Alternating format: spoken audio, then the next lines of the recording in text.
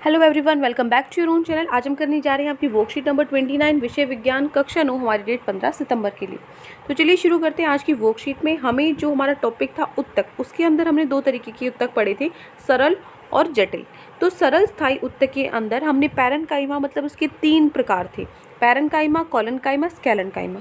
Parenchyma हम कल की वर्कशीट में कर चुके हैं। आज हमें कोलेन्काइमा और स्केलेन्काइमा के बारे में पढ़ना है। ठीक है, एक क्वेश्चन है कि जो पौधे होते हैं वो इतने लचीले, कठोर और मजबूत कैसे होते हैं। ठीक है, किस कारण होते हैं वो। तो देखो, हमने जाना कि जो पादप होते हैं उनके अंदर पैरेन्काइमा के साथ साथ कोलेन्काइमा और स्केलेन्काइमा सरल स्थायी उत्तक भी होते हैं।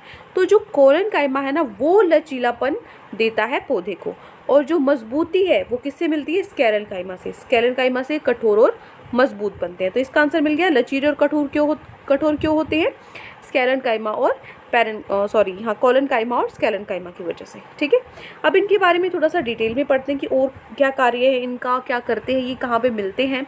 ठीक है, तो देखो, कोलेन्काइमा जो है ये पौधे में एपिडर्मिस के नीचे पर्णवृत्त में देखा जा सकता है। ठीक है, जो एपिडर्मिस के नीचे जो पत्ते हैं उनमें ये दिखाई पड़ता है नीचे। ठीक है, तो इस उत्तक की जो कोशिकाएं होती हैं वो जीवित होती हैं, लंबी और अनियमित ढंग से कोनों पर पेक्टिन नामक रासायनिक पदार्थ के कारण मोटी हो जाती हैं। मतलब क्या होता है, इसमें पेक्टिन नामक एक रासायनिक पदार्थ मिलता है, वो इकट्ठा हो जाता है तो वो जो लाइनिंग है जो आपकी ये है मोटी हो जाती, मतलब जो कोने हैं वो मोटे हो जाते हैं। ठीक है, तो इस जो कोशिकाएं हैं उनके बीच में कम स्थान होता है इस वजह से। ठीक है, क्योंकि वो इकट्ठा हो जाता है तो इनका जो आंतरिक जो स्थान है वो कम हो जाता है। पौधे में जो लचीलापन का गुण है वो सरल स्थायी उत्तक के कोलेन्काइमा के कारण ही होता है, जो अभी हमने ऊपर पढ़ा। और कोलेन्काइमा क्या करता है, ये पौधे को यांत्रिक सहायता प्रदान करता है। ठीक है, यहाँ पे आप दे भी सकते हो कि किस तरीके से भित्ति के नीचे जैसे ये पौधा है इसके अंदर किस तरीके से वो पाया जाता है। ठीक है, उसकी बात है स्केलेन्काइमा। स्केलेन्काइमा क्या होता है, यह सरल स्थायी उत्तक पौधे को कठोर और मजबूती प्रदान करता है। ठीक है, कहाँ पर पाया जाता है, इस उत्तक की परिपक्व कोशिकाएं मृत, लंबी और पतली होती है। जैसे इसमें जीवित होती है कोशिकाएं, इसमें कैसी होती है, मृत होती है। ठीक है, और इस उत्तक की जो भित्ति है वो लिग्निन नामक रासायनिक पदार्थ के कारण मोटी हो जाती है। ठीक है, जो कोशिका है उसकी वजह से आंतरिक स्थान उसमें नहीं बचता है। उसके बाद यह उत्तक तने में संवहन बंडल के समीप पत्तों की शिराओं में तथा भुजाओं और बीजों और फलों के कठोर छिलके में उपस्थित होता है। कहाँ कहाँ पे ये पाया जाता है वो ये बताया है। और उसके बाद इसके भी 2 प्रकार होते हैं, रेशिया और स्केलेरिटिस।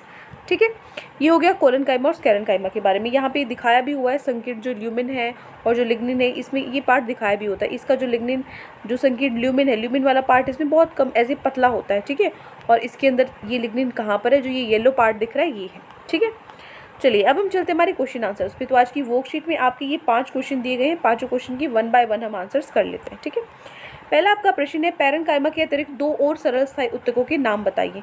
पैरेन्काइमा के अलावा और कौन से होते हैं सरल स्थायी उत्तक, एक तो होता है कोलेन्काइमा और एक होता है स्केलेन्काइमा। ठीक है, 3 प्रकार के होते हैं ना सरल स्थायी उत्तक, कौन से, पैरेन्काइमा, कोलेन्काइमा और स्केलेन्काइमा। तो पैरेन्काइमा के अलावा कौन से 2 बचे, कोलेन्काइमा और स्केलेन्काइमा। ठीक है, ये हो गया आपका उत्तर नंबर 1।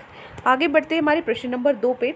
दूसरा प्रश्न है, स्केलेन्काइमा उत्तक पौधे में कहाँ उपस्थित होता है, ये आपको बताना है। तो देखो, कहाँ उपस्थित होता है और उसका कार्य क्या है, ये दोनों बताना है। सबसे पहले कहाँ उपस्थित होता है, तो यह उत्तक तने में संवहन बंडल के समीप पत्तों की शिराओं में तथा बीजों और फलों के कठोर छिलके में उपस्थित होता है। ठीक है, कहाँ कहाँ पे ये मिलता है वो हो गया।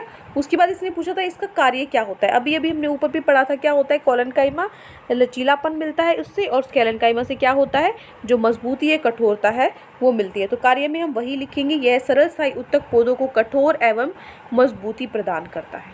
ठीक है, ये हो गया स्केलेन्काइमा उत्तक कहाँ पर होते हैं और इसका क्या कार्य है, उत्तर नंबर 2। नेक्स्ट क्वेश्चन है हमारा प्रश्न नंबर 3 है। तीसरा प्रश्न है, स्केलेन्काइमा उत्तक में कोशिकाओं की भित्ति मोटी क्यों हो जाती है।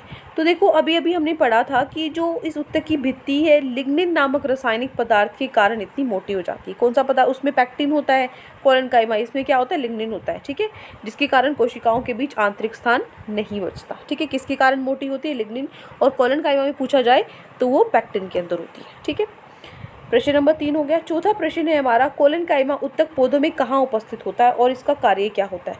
तो देखो, कहाँ पर उपस्थित होता है कोलेन्काइमा, अभी हमने देखा था इसे पौधे में एपिडर्मिस के नीचे पर्णवृत्त में देखा जा सकता है। एपिडर्मिस के नीचे ये पत्तों में मिलता है। ठीक है, उसके बाद इसका कार्य क्या होता है, देखो ये पौधे को यांत्रिक सहायता और लचीलापन प्रदान करता है। ठीक है, उसका क्या काम था, कोलेनकाइमा लचीलापन और वो मजबूती और कठोरता देता है स्क्लेरेनकाइमा। ठीक है, यही दो चीज़ें पूछी थी, कहाँ पर है और इसका कार्य क्या।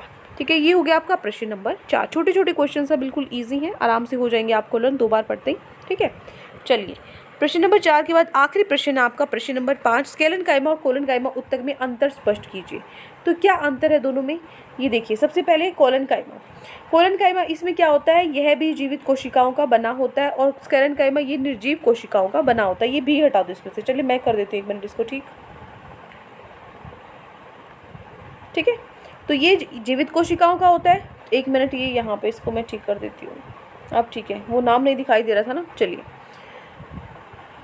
तो यहाँ पे जो कोलेनकाइमा है इसके अंदर क्या होगा, ये जीवित कोशिकाओं का बना होता है और ये क्या होता है, निर्जीव कोशिकाओं का बना होता है। ठीक है, दूसरा पॉइंट कोलेनकाइमा में, इसमें जो कोशिका भित्ति है उसमें क्या होता है, पैक्टिन सेल्यूलोज की बनी होती है। पैक्टिन ध्यान रखना है कोलेनकाइमा में, और उस स्क्लेरेनकाइमा में क्या ध्यान रखना था, लिग्निन। ठीक है, तो इसमें कोशिका भित्ति लिग्निन की बनी होती है। तीसरा पॉइंट, यह बहुभुजी कोशिकाओं का बना होता है और यहाँ पे यह मोटी भित्ति वाली कोशिकाओं का बना होता है। तो ये डिफरेंस है कोलेनकाइमा और स्क्लेरेनकाइमा में। तो ये हो गया आपका उत्तर नंबर 5। तो ये 5 ही क्वेश्चंस आज आपकी वर्कशीट में दिए गए थे। आई होप आपको अच्छे से समझ में आ गई है। कोई भी डाउट है किसी भी क्वेश्चन में तो कमेंट सेक्शन में आप मुझसे पूछ सकते हैं, और अगर आपको लेक्चर अच्छा लगे तो चैनल को सब्सक्राइब कर सकते हैं, वीडियो को लाइक कर सकते हैं। आज के लिए इतना ही, मिलते हैं नेक्स्ट वीडियो में। Till then take care, bye bye.